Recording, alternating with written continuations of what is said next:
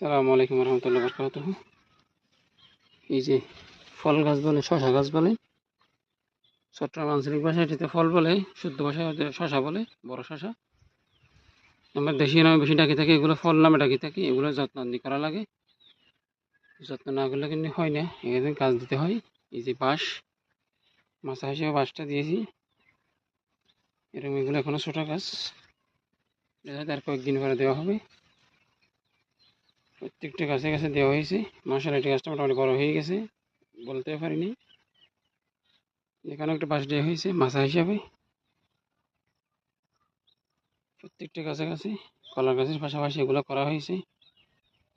এগুলো তো অস্থায়ী, বেশি দিন থাকবে না। এই মূল যন্ত্র হচ্ছে এটা দিয়ে গাঁথতে করতে হয়, এটা দিয়ে কাজ করতে হয়। শশা গাছ, ফল গাছ, দু তিন নামে পরিচিত। যেহেতু আমরা চট্টগ্রামের মানুষ, এটা ফল গাছ নামে বেশি পরিচিত। বড়গুলো, ছোটোগুলো কিরা বলে, দুই জাতের। এটা এগুলো ছোটো বেঁধে এখানে দেওয়া হয়নি। যেগুলো একটু গাছ বড় হয়ে গেছে ওগুলোতে দেওয়া হয়েছে।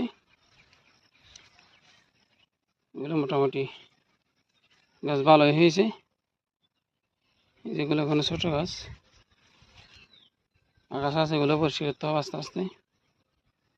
সবগুলো পরিষ্কার করে এগুলো যত্ন করতে হবে। যত্ন করলে এগুলো ফল পাওয়া যাবে, কিন্তু কষ্ট না করলে কিছুই পাওয়া যাবে না। এখানে পরবর্তী আরও ধাপ আছে, পরবর্তী আরও অনেক কাজ আছে, এগুলো আস্তে আস্তে করা হবে। আবার যেগুলো জরুরি কাজ আমরা এগুলো সারতেছি। এই ফল গাছে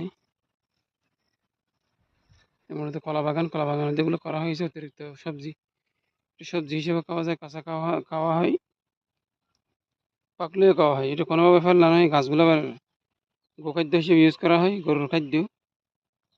মাশাআল্লাহ।